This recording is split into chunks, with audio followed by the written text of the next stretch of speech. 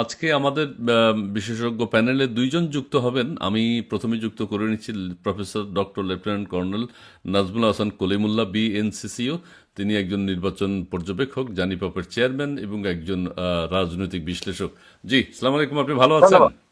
জি, আমি ভালো আছি। আপনারা এই- নিশ্চয়ই ভালো আছেন। জি জি জি। আর ভারতের দিল্লি থেকে আমাদের সাথে যুক্ত হচ্ছেন বিশিষ্ট সাংবাদিক জনাব চন্দন নন্দী। এর আগেও আমরা তার সাথে কথা বলেছি। চন্দন নন্দী দাদাকে আমরা সবাই চিনি এবং তিনি বাংলাদেশ বিষয়ে চিন্তা ভাবনা করেন, আন্তর্জাতিকভাবে পত্রপত্রিকায় বা বিভিন্ন মিডিয়াতে লেখালেখির সাথে তিনি যুক্ত রয়েছেন। আমাদের আজকের বিষয়গুলো হচ্ছে যে আমরা যে বিষয়গুলো নিয়ে কথা বলবো সেটি হচ্ছে বাংলাদেশের রাজনীতিতে বাংলাদেশের সরকার বদলে মার্কিনীদের কোনো প্রভাব আছে কিনা, বিগত দিনগুলোতে কতটুকু ছিল, এখন কি পরিমাণ আছে, আগামীতে কেমন হবে বলে মনে করবেন আজকে বিশেষজ্ঞ তারা বলবেন। বাংলাদেশের শিক্ষা ব্যবস্থা নিয়ে আমরা কথা বলতে চাই। শিক্ষা ব্যবস্থা, শিক্ষা প্রতিষ্ঠানগুলো এক ধরনের ধ্বংসের মুখে। বিভিন্ন বিশ্ববিদ্যালয়ে কলেজে আন্দোলন সংগ্রাম, সাইনবোর্ড খুলে নিয়ে যাওয়া, এগুলো শিক্ষার ছাত্রদের আওতার মধ্যে পড়ে কিনা সেই বিষয়ে আমরা কথা বলবো। সেনানিবাস, সেনাবাহিনী এবং ছাত্রদের মধ্যে যে ছাত্র জনতা বা সাধারণ মানুষের মধ্যে যে তাদের যে অবস্থান, তাদের যে ভূমিকা এখন, সেটি নিয়েও আমরা কথা বলবো। ডক্টর ইউনূস সাহেব তিনি কাতারে আছেন, কাতারে অবস্থান করেছেন এবং তিনি সেখানে ক্ষুদ্র ঋণে ভাগ্য পরিবর্তনের যে গল্প সেটি তিনি সেখানে শুনিয়েছেন। তারপরে হচ্ছে আমাদের জেরি ভ্যান্স এখন মার্কিন যুক্তরাষ্ট্রে রয়েছেন 4 দিনের সফরে। সেটির কি উদ্দেশ্য সেটিও আমাদের চন্দনদা ওখান থেকে ব্যাখ্যা করবেন। তারপরে হচ্ছে সবচেয়ে আলোচিত এখন যেটি হচ্ছে সেটি হচ্ছে কাশ্মীরে পর্যটকদের উপরে সন্ত্রাসী হামলা হয়েছে এবং সেখানে অন্তত ২৬ জন নিহত হয়েছে বলে খবর পাওয়া গেছে। সে বিষয়ে আমাদের চন্দনদা সেখান থেকে জানাবেন। আমি প্রথমে আমাদের প্রফেসর ডক্টর নাজমুল হাসান কলিমুল্লাহ স্যারের কাছে আসতে চাই। দর্শক মণ্ডলী, আপনাদের কাছে একটু অনুরোধ, আপনারা লাইভটি শেয়ার করে দেবেন এবং টকশোতে আপনাদের মন্তব্য আমাদেরকে জানাবেন। আমরা সেগুলো যুক্ত করার চেষ্টা করবো এবং সেগুলো নিয়ে কথা বলবো আমাদের দুজন অতিথির সাথে। এর মধ্যে আপনারা যুক্ত। আচ্ছা, চন্দনদার কাছে আমরা প্রথমে যাই। স্যার মনে হয় একটু উপরে উঠছেন বা কিছু। দাদা, আপনি দিল্লি থেকে যুক্ত হয়েছেন এবং ভারতের কাশ্মীরে, জম্মু কাশ্মীর ওই অঞ্চলে পর্যটকদের উপর যে সন্ত্রাসী হামলা হয়েছে, আপনি কতটুকু এই বিষয়ে জেনেছেন বা কি অবস্থা সেখানকার, সেটি যদি একটু ব্যাখ্যা করেন। কারা হামলা করেছিল, কারা জড়িত আছে, কাদেরকে সন্দেহ করা হচ্ছে? তো এই ঘটনাটা প্রায় বিকেল বেলাতে প্রিলিমিনারি ইনফরমেশন আসতে যখন শুরু করে, জি আম, একজন নিহত হয়েছে থেকে আসতে শুরু করে, সেটা ক্রমশ বেড়ে 5-এ দায়, 5 থেকে সোজা সেটা যায় 26-এ। জি মারা হয়েছে। এরা সব পর্যটক, কিছু ফরেন পর্যটকও আছে এর মধ্যে, কিন্তু এরা দেশের নানান রাজ্যের থেকে, এখন প্রচন্ড গরম দেশ জুড়ে। তো লোকেরা গত 2-3 বছর ধরে মোটামুটি ট্যুরিজমটা একটু রেগুলারাইজ হচ্ছিল। এই যে ফিয়ার ফ্যাক্টরটা কাশ্মীরে যেটা ছিল সেটা হয়তো অনেকটা কেটেছিল, কিন্তু যা বোঝা যাচ্ছে এখন এটা নতুন করে আবার ফিরবে। 26 জন হত্যা, এটা আমাদের অনেককেই মনে করিয়ে দেয় 2019-এ পুলওয়ামা বলে একটা জায়গা আছে, সেটাও কাশ্মীরেই। জি সেখানে প্রচুর আমাদের paramilitary force, central reserve police ফোর্সের জওয়ানরা মারা গিয়েছিল। জি ওটার পরপরই আর কি 2019-এর ইলেকশন হয়, আর জি বিজেপি আর কি বিপুল ভোটে জয় হয়ে আসে। আহ, তবে এই জিনিসটা হয়তো একটু পুলওয়ামা থেকে আলাদা আমার মনে হয়। এটা হচ্ছে আহ, কয়েকদিনের মধ্যেই পাকিস্তানের আর্মি চিফ একটা খুবই মানে কন্ডেমনেবল একটা স্টেটমেন্ট করেছিলেন, যেখানে উনি আহ, হিন্দু আর মুসলমানরা যে আলাদা আর কোনোদিনই থাকতে পারবে না একসঙ্গে, সেই টু নেশন থিওরির কনসেপ্টটাকে উনি আবার রিইটারেট করেছিলেন। জি ওটা একটা ব্যাপার হয়েছিল আর কি। জি তো ও, এটা কাশ্মীরে অনেক দিন পর এটা একটা শকিং টেরর ইনসিডেন্ট। এই জঙ্গি আক্রমণটা এদের কোনো বোমা মেরে করা হয়নি, এদের বাস থামিয়ে, বাসের থেকে নামিয়ে চিহ্নিত করে জি ওদের তারপরে গুলি করে মারা হয়েছে। জি আম, আর একজন যে ভদ্রমহিলা যার স্বামীকে হত্যা করা হয়েছে, তাকে সে নাকি কোট করা হয়েছে তাকে, যে সে নাকি বলেছে ভারতীয় মিডিয়াকে যে এই এই এই সংবাদটা, এই মেসেজটা প্রাইম মিনিস্টার মোদির জন্য দিয়ে গেলাম আমরা। তো আচ্ছা আচ্ছা। দাদা, কাদেরকে সন্দেহ করা হচ্ছে? এই ধরনের কোনো গোয়েন্দা তথ্য কি আছে, বা তথ্য কি বেরিয়েছে, বা কেউ একটা কি স্বীকার করেছে? হ্যাঁ, হ্যাঁ, ইনিশিয়াল একটা এসছে। এটা লস্করে তয়বা, একটা পাকিস্তান বেসড টেরর অর্গানাইজেশন, একসময় বেশ সক্রিয় ছিল ভারতেও, জি কাশ্মীরে। জি তো তাদেরই একটা অফশুট এই রেসপন্সিবিলিটিটা নিয়েছে, ক্লেম করেছে যে তারাই এই হত্যাকাণ্ড চালিয়েছে। জি আম, এখন আমাদের এটা উম, আমাদের যে গৃহমন্ত্রী অমিত শাহ, উনি কাশ্মীরে পৌঁছেছেন। আমাদের জি। প্রধানমন্ত্রী কিন্তু বিদেশের সফরে আছেন এখন এই মুহূর্তে, সৌদি আরব। জি তো সৌদি আরবে। তো জি ওনার 4 দিনের সফর আর কি এটা, তারপরে উনি ফিরবেন। এখন দেখতে হবে উনি ওনার ভিজিট কাট শর্ট করে ফেরেন কিনা। কিন্তু দায়িত্ব পড়েছে মিস্টার অমিত শাহর উপরে। উনি শ্রীনগর পৌঁছে গেছেন আজকে সন্ধেবেলায়। উনি জি। গিয়ে মিটিংও হেড করেছেন আর কি। এখন দেখতে হবে স্টেটের রেসপন্স কি হয়। আচ্ছা আম, যতটুকু আমরা চিনি এই স্টেটকে, রেট্রিবিউশন হবে আর কি। আচ্ছা আচ্ছা। দাদা, আরেকটা কথা হচ্ছে, ওখানে বাংলাদেশের কোনো পর্যটক আছেন কিনা? না, এখন অবধি কোনো আমরা রিপোর্ট পাইনি যে ফরেন ট্যুরিস্টের মধ্যে বাংলাদেশের কেউ আছে কিনা। কিন্তু ফরেন ট্যুরিস্ট মারা আছে। গিয়েছে, এটা ঠিক, এটা ঠিক। জি কিন্তু কোন কোন ন্যাশনালিটির সেই ডিটেলসগুলো এখনো রিলিজ করেনি ওরা। জি এটা খুবই সেনসিটিভ ব্যাপার হবে আর কি। জি জি যদি হয় জি এদের মধ্যে যদি মারা গিয়ে থাকে। কিন্তু ভারতের 4-5টা রাজ্যের থেকে ট্যুরিস্টরা মারা গেছে, এই মহারাষ্ট্র থেকে, কর্ণাটক থেকে, আর বোধহয় উড়িষ্যার থেকে। এই জি জি তিনটে জি স্টেটের থেকে কনফার্মেশন এসছে যে এখানকার যারা ট্যুরিস্টরা তারা মারা গিয়েছে এই জি গুলিবর্ষণে। তো এখন যেটা আমি দেখছি যে ভারতের যে সিকিউরিটি ফোর্সেস আছে, তারা রিট্রিবিউটিভ ইয়েতে যাবে আর কি, অ্যাকশনে যাবে। জি। ওকে। তো জি আরেকটা বার্তা যেটা যায় সেটা হচ্ছে ভারতের পশ্চিমে যেরকম জঙ্গিদের উত্থান দেখা গেল এই অনেকদিন পরে, ভারতকে এখন অত্যন্ত কশাস থাকতে হবে। ইস্ট, পূর্বে এরম কোনো ঘটনা যাতে না ঘটে। আহ, বাংলাদেশের ইউনূস সরকার আসা মাত্রই প্রচুর জঙ্গি রিলিজ করা হয়েছিল, যারা কনভিক্টেড জঙ্গি, জি তাদের সাজা সাজা হয়ে গিয়েছিল। তো তারা 300 প্রায় এরকম ছাড়া হয়েছে। তারা তো ফ্রিলি ঘুরে বেড়াচ্ছে। এখন তারা বাংলাদেশের মধ্যে আছে না নানান দিকে ছড়িয়ে পড়েছে, সেটা হয়তো আমাদের বা বাংলাদেশের গোয়েন্দা সংস্থারা বলতে পারবে।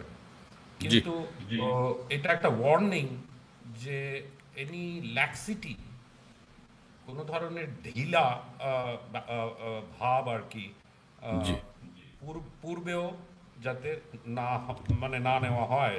মানে কশাস থাকতে হবে আর কি, জি ওয়াচফুল থাকতে হবে। জি। অনেক ধন্যবাদ, অনেক ধন্যবাদ দাদা। আপনি স্যার এই বিষয়ে কিছু বলবেন? কাশ্মীরের যে ঘটনাটি ঘটেছে, আপনার কোনো বক্তব্য আছে এই বিষয়ে? নাহলে আমরা অন্য প্রসঙ্গে যাব। দেখুন, কাশ্মীরকে বলা হয় এশিয়ার ভূস্বর্গ। সুইজারল্যান্ড, জি পৃথিবীর ভূস্বর্গ, এবং এর চাঁদ মোহিত করেছে মুঘল বাদশাদের।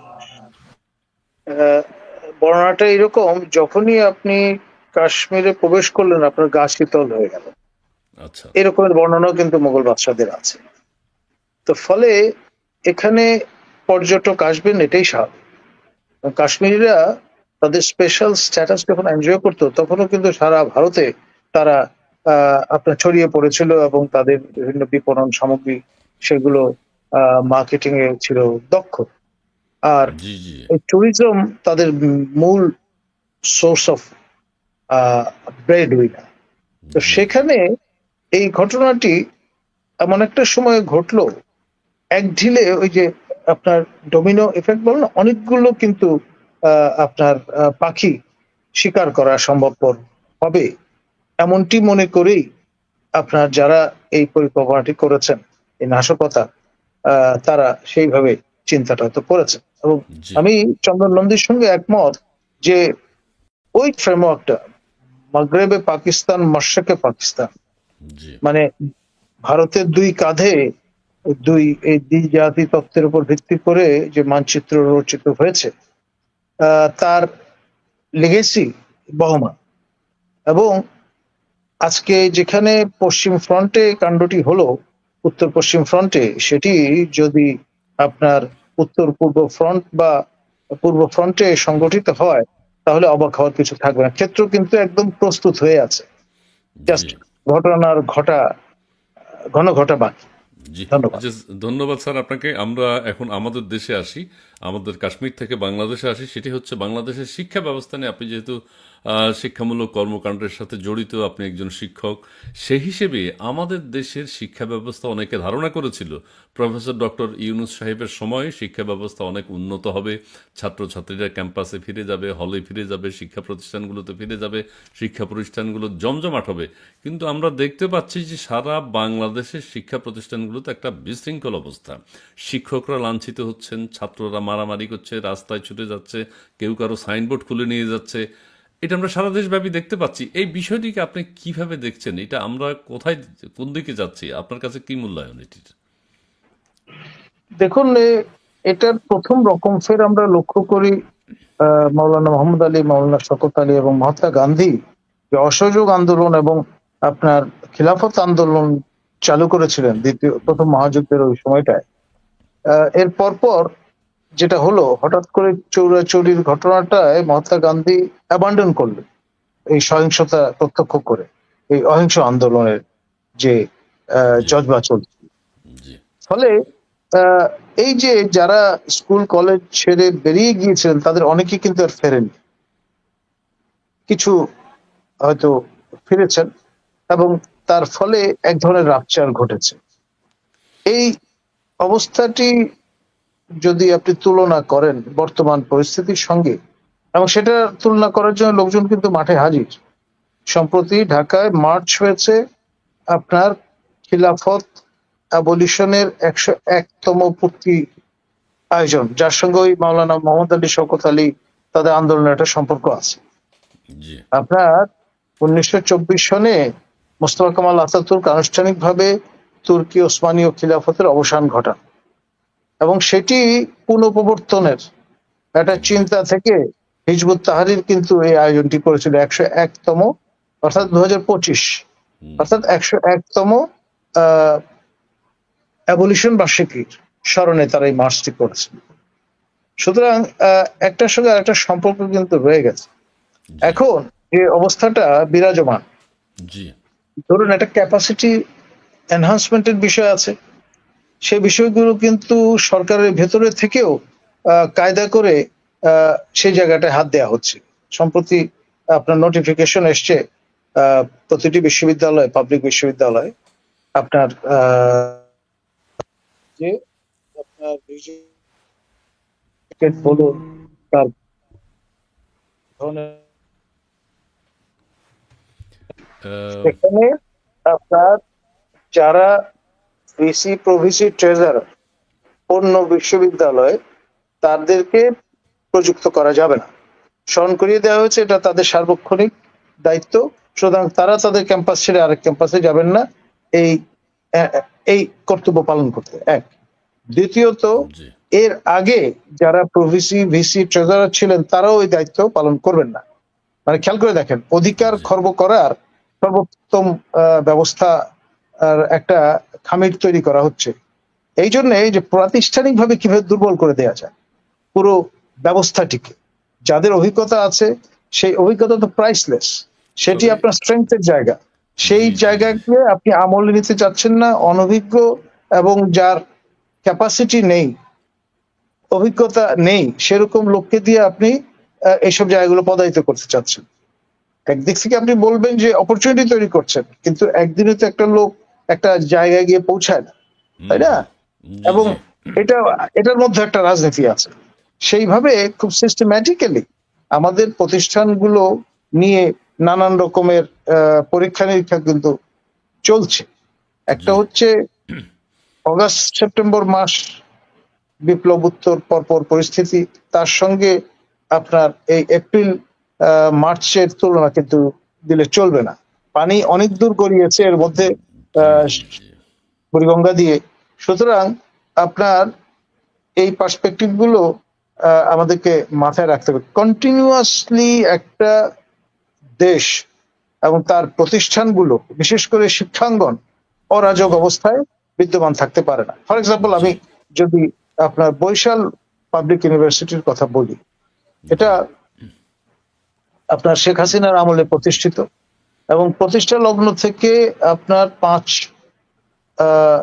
আগস্ট 2024 পর্যন্ত এই পুরো সময়টা যে রিক্রুটমেন্ট গুলো হয়েছে, তারপরে রিক্রুটমেন্ট হয়েছে মাত্র 2টি, PA2 registrar, PA2 vice chancellor, আর বাকি 3জন ভিসি প্রভিসি ট্রেজারার এই সরকারের আমলে নিয়োজিত হয়েছেন। বাকি সবাই কিন্তু হাসিনার আমলে নিয়োজিত কর্মকর্তা, কর্মচারী, শিক্ষক। এখন আপনি এখানে যে কোনো সময় ট্যাগিং করতে পারেন যে কোনো লোককে, কারণ প্রত্যেকেই তো ওই আমলে রিক্রুটেড। সুতরাং আপনি যদি বলেন স্বৈরাচারের দোসর, আপনি যদি বলেন হাসিনার সমর্থক, তাহলে তো ভুল বলা হবে না। এবং সেটা যদি করতে হয়, আপনি যদি ট্যাগিং এর ব্যাপারটি অ্যাভয়েড করতে হয়, তাহলে সবাইকে এনমাস গোল্ডেন হ্যান্ডশেক করে বাড়ি পাঠিয়ে দেন, নতুন ফ্রেশ রিক্রুট করেন। সেটা তো করছেন না, আপনি এই ট্যাগিং কালচারটাকে উৎসাহিত করছেন। তার আচ্ছা ফলে স্যার, এখানে একটা প্রতিদিন আপনি বরিশাল বিশ্ববিদ্যালয় নিয়ে প্রতিদিন আপনি পত্রিকা খুললেই দেখবেন কিছু না কিছু সংবাদ না একটা এখন কোন প্রকাশিত হচ্ছে। সরকারের আমলে তারা যদি শিক্ষা প্রতিষ্ঠানগুলো ভালোভাবে পরিচালনা করে থাকেন, এখন যদি পরিবর্তন করতে হয় তাহলে তো ঢাকা বিশ্ববিদ্যালয় বিগত সরকারের সময় যারা চাকুরি করেছেন, সেনাবাহিনী থেকে শুরু করে সকল প্রশাসনে, সকল শিক্ষা প্রতিষ্ঠানে সবাইকে তো চেঞ্জ করতে হবে। এটা কি না, সম্ভব? সবাইকে বাড়ি পাঠিয়ে দেওয়া দরকার, ক্ষতিপূরণ দিয়ে, যেটাকে গোল্ডেন হ্যান্ডশেক একটা সিস্টেম আছে আন্তর্জাতিকভাবে, করে দেন। কিন্তু সেটা করেছেন আপনি ট্যাগিং কালচার চালু করে দিয়েছেন, এবং ট্যাগিং কালচারটা বাদ কাকে দিতে এলবো হবে। আউট করবে সেটার একটা প্রতিযোগিতা চলছে। এবং টিপিক্যাল এক্সাম্পল হচ্ছে বরিশাল বিশ্ববিদ্যালয়। আপনার কদিন ধরে আপনার হইচই চলছে রেজিস্ট্রারকে নিয়ে। জি আপনার মনীষ সাহেব, তিনি আবার মজার ব্যাপার হচ্ছে আদালতের রায় নিয়ে কিন্তু পুনর্বহাল হয়েছে। তার সম্পর্কে যে অভিযোগগুলো আছে সেগুলো আদালত আমলে নেয়নি। জি আর এর বিপরীতে আপনার অ্যাসোসিয়েট প্রফেসর কাইয়ুম, তিনি আপনার একটি এখানে অ্যাসোসিয়েট প্রফেসর হন এরকম একটা অবস্থা, তাকে ট্যাগ করা হচ্ছে তিনি আগের আমলে আপনার প্রক্টর হিসেবে দায়িত্ব পালন করেছেন, সুতরাং আচ্ছা তিনি আচ্ছা আচ্ছা এলিজিবল কেন হবেন। জি আবার জি তার স্ত্রী, তিনি একটি বিভাগের চেয়ারম্যান এবং একটি অনুষদের ডিন। এখন ইটস এ কোইন্সিডেন্স, জি তারা আপনার যখন এখানে কাজ করতে এসছেন, এতদিন কারে নজর পড়লো না কেন? এখন করে হঠাৎ করে কেন মনে হচ্ছে যে যেখানে এটা স্ট্রেংথের জায়গা হিসেবে ধরবেন আপনি, জি কম্পিটেন্ট কাপল, সেখানে না বলে এটাকে একটা ট্যাগিং এর ইস্যু বানিয়ে ফেলছেন। জি তো জি সব মিলিয়ে আপনার এই যে দুটো এক্সাম্পল আমি দিলাম, খুব এই ব্যাপারে কারো কোনো মনোযোগ নেই। জি আপনার ছাত্রদের ব্যবহার করা হচ্ছে, বা ছাত্রদের উত্তক্ত করা হচ্ছে, অথবা ছাত্রদের দৃষ্টি আকর্ষণ করা হচ্ছে, এবং ছাত্ররা এই ব্যাপারে ব্যানার টানিয়ে অ্যাক্টিভিজমের নানান রকমের যে কৌশল আছে সেগুলির আশ্রয় গ্রহণ করে নিজেদের শ্রম ঘন্টা ব্যয় করছেন। মাঝখান দিয়ে প্রতিষ্ঠানটি কিন্তু ইমেজ সংকটে পড়ছে জি জি এবং জি অস্থিতিশীল একটা পরিবেশ তৈরি হচ্ছে। জি তো জি এই যে ব্যাপারটা, এই ব্যাপারে নজর দেওয়ার দায়িত্ব তো মন্ত্রণালয়ে, নজর দেওয়ার দায়িত্ব ইউনিভার্সিটি গ্রান্টস কমিশন। এখন তারা ওই দেখছেন নানান রকমের আদেশ নির্দেশ উপদেশনা প্রদান করছেন। আর স্টেট উইদিন স্টেট অ্যাক্টর যারা, ধরুন national security intelligence, NSI, DGFI, তাদের যে ওখানে আপনার প্রতিনিধি যারা আছেন, তারা গুহ্য পুরুষ হিসেবে গোপন প্রতিবেদন দিচ্ছেন। সেগুলো কতটা আমলে নেওয়া হচ্ছে এবং সেটা কতটা নিরপেক্ষ হচ্ছে, বস্তুনিষ্ঠ হচ্ছে, এই বিষয়গুলো কিন্তু আসতে আপনার পারে, হিসাবে নেয়ার আসো বিষয় আছে। উচিত। এখন জি পুরো ব্যাপারটি কি দাঁড়াচ্ছে, আপনি খেয়াল করে দেখেন। আরো ঘটনা যেটি মারাত্মক, এই সরকার ক্ষমতায় আসার পরে ট্রেজারার হিসেবে নিয়োগ করা হলো একজন ফুল কর্নেল অবসরপ্রাপ্ত, তাকে, যিনি অভিজ্ঞ একজন ব্যক্তি, যার কারণে এই সরকার ক্ষমতায় বসে আছে, সেই শহীদ আবু সাইদ।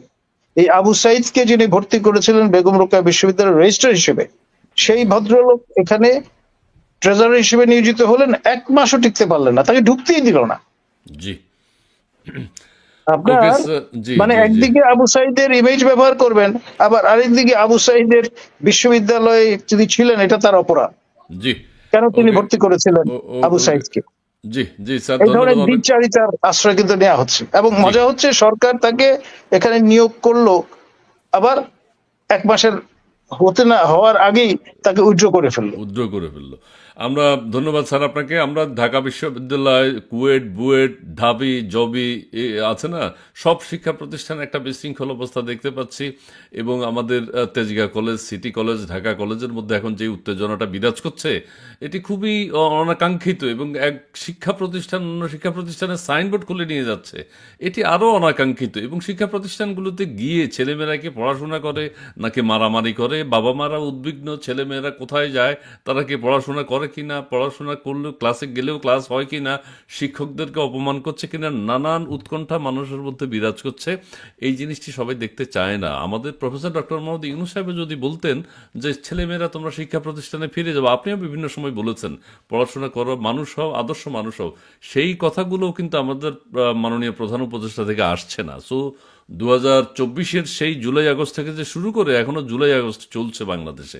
যাই হোক, আমরা চন্দন আপনার কাছে আর দু একটা কমেন্টস একটু নিয়ে নিই। জাকির মিয়াজি তিনি বলছেন যে তুমি 24 হলে আমি 71, তুমি আবু সাইদ হলে আমি নূর হোসেন, তুমি রাজাকার হলে আমি মুক্তিযোদ্ধা, তুমি ইনকিলাব হলে আমি জয় বাংলা। ধন্যবাদ আপনাকে, চমৎকার লিখেছেন। জি, এরপরে সত্যান্বেষী S.B, তুমি মহারাজ সাধু হলে আজ আমি আজ চোর বটে। ধন্যবাদ। বাবা, সুন্দর সুন্দর মন্তব্য আসতেছে, এগুলো ভালো।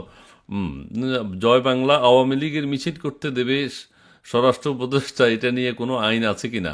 আচ্ছা, এটা নিয়ে হ্যাঁ, বেআইনি কথা যদিও। রিটেন ফিল্ম, আপনাদের তিনজনকে অনেক ধন্যবাদ। ধন্যবাদ আপনাকেও। তুই রাজাকার, প্রফেসর ডক্টর মোহাম্মদ কলিমুল্লাহ সাহেব একজন কি সুদখোর ও রাজনীতিবিদ নয়। আচ্ছা, বাংলাদেশকে ধর্মের দোহাই দিয়ে বিভক্ত করার চেষ্টা করতেছেন। ধন্যবাদ আপনাকে। তারপর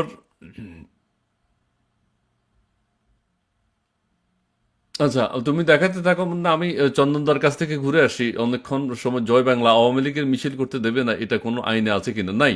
আমরা ইয়ের কাছে, আমাদের চন্দনদার কাছে আছে, আপনার কাছে যে জিনিসটি জানতে চাই সেটি হচ্ছে মার্কিনীদের প্রভাব বাংলাদেশের রাজনীতিতে কতটুকু আমরা দেখতে পাচ্ছি মার্কিন যুক্তরাষ্ট্র থেকে। এখনো, অতীতে আপনারা বহু কথা বলেছেন, এখন এখন বর্তমানে মার্কিন যুক্তরাষ্ট্রের থেকে সেনাবাহিনীর কর্মকর্তারাও বাংলাদেশে আসছেন। তাদের বর্তমান ট্রাম্প প্রশাসনে যারা আছেন তারাও বাংলাদেশ ভিজিট করছেন। এই অঞ্চলে মার্কিনীদের ভূমিকা, বিশেষ করে বাংলাদেশ প্রসঙ্গে আপনার যদি কিছু জানা থাকে একটু যদি শেয়ার করেন প্লিজ। আমার মনে হয় যে মার্কিনীদের বাংলাদেশে ইনভলভমেন্টটা, যদি আমরা সেটাকে একটা ওয়াটারশেড হিসেবে দেখি, ওয়াটারশেডটা হলো 2023। জি এই 2023, আচ্ছা, আগে বলে দিতে হবে যে মার্কিনীদের ইনভলভমেন্টটা অনেকেই জানে, কিন্তু বাংলাদেশে লোকজন ডিনায়ালের মোডে আছে। আমি এটা পরে আসবো যে কেন ডিনায়ালের মোডে আছে, বাট তার আগে বলে নি যে এটা 2023 থেকে দেখা দিচ্ছে। আমরা মোটামুটি এপ্রিল মে মাস নাগাদ 2023-এ ওই সময়ে যে মার্কিনী অ্যাম্বাসেডর ছিলেন ঢাকায়, পিটার হাস, জি জি জি উনি খুব রেগুলারলি ওই বক্তব্যগুলো দিতে শুরু করেছিলেন তখন, যে বাংলাদেশে মার্কিন যুক্তরাষ্ট্র একটা ফ্রি ফেয়ার ইলেকশন দেখতে চায়। সেটা ক্রমশ সেই কোরাসটা বাড়তে থাকলো। তারপরে অক্টোবর 28-এ 2023-এ বিএনপির যে ডেমনস্ট্রেশন হয়েছিল তার উপরে সেটা যখন ভণ্ডুল হয়ে যায় বা করা হয় হোয়াটএভার, তারপরে নভেম্বর এলো, আর আমরা তখন দেখতাম মার্কিন যুক্তরাষ্ট্র থেকে নানান ধরনের স্টেট ডিপার্টমেন্টের অফিসিয়ালসরা আসতেন, মিস্টার ডোনাল্ডু আসতেন, তারপরে মিস আক্তার আসতেন, তো আরেকজন অ্যাসিস্ট্যান্ট সেক্রেটারি ছিলেন, উনিও আসতেন। তো খুব ঘন ঘন আসতেন আর কি। সেটা সব বন্ধ হয়ে গেল নভেম্বর মাসে, যখন ওনারা মিস্টার ডোনাল্ডু আর মিস্টার পিটার হাস প্রত্যেকটা রাজনৈতিক দলকে একটা করে চিঠি ধরিয়ে দিল, তাদের রিমাইন্ড করে দিল যে বাংলাদেশে শেষবারের মতন যে ফ্রি আর ফেয়ার ইলেকশন হওয়া উচিত। তো যাকে আমরা দেখলাম যে কি ইলেকশন হলো জানুয়ারি 7 তারিখে। তারপরে মার্কিন যুক্তরাষ্ট্রের তরফ থেকে খুবই গুটি গুটি পায় আর কি এক ধরনের কনভারসেশনের মধ্যে ওনারা এলেন আর কি। ওই সময় পিটার হাস যে প্রোগ্রামটা করা হয়েছিল, যেটা একটা ওপেন মাঠে হয়েছিল, বাংলাদেশের ফরেন মিনিস্টার তখন ছিলেন মিস্টার আব্দুল মোমেন, উনি সেটা অ্যাড্রেস করেছিলেন। ওখানে মিস্টার পিটার হাস গিয়েছিলেন, ওখানে ব্রিটিশ হাই কমিশনার মিস সারা কুকও গিয়েছিলেন, আর ইউরোপিয়ান ইউনিয়নের অন্য পান্ডারাও গিয়েছিলেন। তো আমার পরিষ্কার মনে আছে যে তারপরে থেকে আর কেউ ফ্রি অ্যান্ড ফেয়ার ইলেকশনের উপর নিয়ে কোনো মন্তব্য করেনি। মিস্টার ডোনাল্ডু এলেন নভেম্বরের শেষের দিকে, উনি এসে দেখা করলেন সবার সঙ্গে, করে বলেন এভরিথিং ইজ ফাইন, বাংলাদেশের সঙ্গে আমরা কাজ করবো আর কি, ডিপ্লোম্যাটিক ল্যাঙ্গুয়েজ। আর তারপরে ক্রমশ যেটা আমরা দেখলাম জুলাই মাসে ঘটলো। এখন বাংলাদেশের লোকজনরা এটা ডিনায়ালে আছে, এটা আওয়ামী লীগও ডিনায়ালে আছে, বিএনপি তো ডিনায়ালে আছেই, যে এইটা যে মার্কিনী একটা ক্ল্যান্ডেস্টিন অপারেশন ছিল সেইটা কেউ অ্যাডমিট করতে চাইছে না, but that is the truth. আর সেটার ধারাবাহিকতা কিন্তু আমরা এখন দেখছি। ওটা ছিল অ্যাক্ট 1 সিন 1, এটা হলো অ্যাক্ট 1 সিন 2। তো আর এটা যেভাবে বাইরে স্টুডেন্টসদের নিয়ে করা হয়েছিল, এটা কমপ্লিটলি একটা লোককে এনে সাপ্লান্ট করা হলো। আমি মিস্টার ইউনুসকে একটা স্টুজ, তার থেকে বেশি আমি তাকে কোনোভাবে ডিসক্রাইব করতে পারি না। ওনার থাকাটা, এটা হচ্ছে বাংলাদেশে যে এখন ডিবেট চলছে, যে রাজনৈতিক দল স্পেশালি বিএনপি যেটা বলছে আর কি, যে ইলেকশন হয়ে যাওয়া উচিত ডিসেম্বরের মধ্যে বা জুনের মধ্যে, সেই ধরনের অ্যাম্বিগুয়াস কথাবার্তা কিন্তু এই ইন্টারিম অথরিটির লোকজনরা বলছে যে ডিসেম্বর থেকে জুনের মধ্যে হওয়া উচিত। কিন্তু অনেকেই এটা বুঝছেন না, এটা খুব জরুরি যে এটা বুঝতে হবে যে বাংলাদেশে ইলেকশনের সঙ্গে এটার কোনো সম্পর্ক নেই। কিন্তু বাংলাদেশের ইলেকশন কিন্তু এই ইন্টারিম অথরিটির অবজেক্টিভ না। এই ইন্টারিম অথরিটির অবজেক্টিভটা হলো মার্কিনী অবজেক্টিভস গুলো কিভাবে ফুলফিল হয় মিয়ানমারে, সেটাই হচ্ছে সবচেয়ে বড় অবজেক্টিভ। আচ্ছা, এক্ষেত্রে আপনি গুতারেজ মতো যে বাংলাদেশে এসেছেন, আপনি কোনো সংযোগ দেখতে পাচ্ছেন এদিকে? নিশ্চয়, ওটা আমি আসছি, এটার সঙ্গে রোহিঙ্গিয়াদের জড়ানো হয়েছে, কিন্তু রোহিঙ্গিয়াদের আলটিমেটলি কিন্তু কোনো কিছু ঘটবে না। পুরোপুরি ব্যাপারটা কিন্তু সিকিউরিটি ড্রিভেন, পুরোপুরি ব্যাপারটা কিন্তু মিলিটারি ড্রিভেন। আচ্ছা, আর এটার একটা সেকেন্ড পার্ট হচ্ছে যে বাংলাদেশের আর্মিকে ইনভলভ করা হয়েছে। বাংলাদেশের army is now going to lead এই যে অপারেশনটা হবে, তার পেছনে এই যে আরাকান আর্মিকে ইউজ করা হবে। আপনারা তো এক দৃশ্য দেখলেন, আরাকান আর্মির লোকজনরা বাংলাদেশের টেরিটরিতে এসে নিজেদের ফ্ল্যাগ লাগিয়ে জলকেলি করছে আর কি। তো এটা তো একটা ছোট্ট সিন আর কি। দ্য বিগার ইয়ে হচ্ছে এই যে কনভারসেশনস গুলো যে হচ্ছে, আর এটার পেছনে একটা বড় পরিকল্পনা হচ্ছে যে একটা সাপ্লাই বেস তৈরি করা হবে। আমি এটা নিয়ে নিজে স্টোরি করেছি। এই সাপ্লাই বেস থেকেই কিন্তু নানান ধরনের লজিস্টিক্যাল আর অন্যান্য ফুড, অন্যান্য ধরনের সাপ্লাইগুলোকে দেওয়া হবে আরাকান আর্মিকে। আরাকান আর্মির সঙ্গে যুক্ত করা হয়েছে চীন ন্যাশনাল ফ্রন্ট, ওটা হচ্ছে চীন ন্যাশনাল আর্মির পলিটিক্যাল সাইডটা আর কি। আপনাকে এটা জানতে হবে কিন্তু যে চীন স্টেটে অন্তত ২৬খানা অর্গানাইজেশন আছে এই ধরনের। তো চীন ন্যাশনাল ফ্রন্ট আর চীন ন্যাশনাল আর্মি এরা হচ্ছে দ্য বিগেস্ট আর কি। তো আরাকান আর্মির প্রভাব কিন্তু চীন স্টেটেও আছে। অনেকে জানে যে ভারতের আরেকটি পরিকল্পনা আছে, সেটা চীন স্টেটে আছে, সেটাকে বলে প্যালেটওয়া। প্যালেটওয়া হচ্ছে একটা রিভার পোর্ট, সেটাও কিন্তু আরাকান আর্মির দখলে আছে। চীন ন্যাশনাল আর্মির দখলে নেই, সেটা সেটা আরাকান আর্মির দখলে আছে। তো এখন আমাদের দেখতে হবে যে এই যে এত বড় একটা প্রজেক্ট যেটা বাংলাদেশ আর্মি প্রায় লিড করবে, পেছনে থাকলেও লিড করবে তারাই, এটা কবে শুরু হবে? এখন বাংলাদেশে আমরা জানি আর মিয়ানমারেও আমরা জানি এই সময় বৃষ্টি হয়, মনসুন সিজন এই মাত্র আসছে আর কি। এটা কিন্তু প্রায় অগস্ট অব্দি চলবে, সেপ্টেম্বর সার্টেনলি হতে পারে। তারপরেই কিন্তু এই মিলিটারি অপারেশনটা ফিজিবল হবে। তো যারা বলছে যে বা স্বপ্ন দেখছে যে ডিসেম্বরে ইলেকশন হবে, তাদের তাদের সেটা ভুলে যাওয়া উচিত। তাদের এই রিয়ালিটিটাকে মেনে নিতে হবে যে ইউনূস সরকার কিন্তু এখানে যে এই যে সংস্কার, এই যে কমিশন এগুলো কিন্তু this is all an eyewash. The real thing is to prolong the whole thing. একটা একটা মিলিটারি অপারেশন, আপনারা যদি মিয়ানমারের ম্যাপটা দেখেন, রাখাইন স্টেটের ম্যাপটা কিন্তু বেশ কমপ্লিকেটেড ম্যাপ। এখনো 3টে টাউনশিপ, ইম্পর্টেন্ট টাউনশিপ আরাকান আর্মির নেওয়া হয়নি মিলিটারিলি। একটা হচ্ছে সিতওয়ে, আরেকটা হচ্ছে চকফিউ, আর থার্ডটা হচ্ছে একটা ছোট্ট আইল্যান্ড, বাট সেটা রাখাইনের মধ্যে পড়ে, সেটা হচ্ছে মানং বলে। আর এগুলো সবকটা কিন্তু প্রায় কোস্টের ওপরে। এখন সিতওয়েতে চাইনিজ ইন্টারেস্ট আছে, এর থেকে বেশি ইন্টারেস্ট চাইনিজদের আছে চকফিউতে, যেখানে চাইনিজরা প্রায় 7 থেকে 8 বিলিয়ন ডলার ইনভেস্ট করেছে over the last several years. More importantly ওখান থেকে একটা গ্যাসের পাইপলাইন যায় স্ট্রেট আপ টু কুনমিং।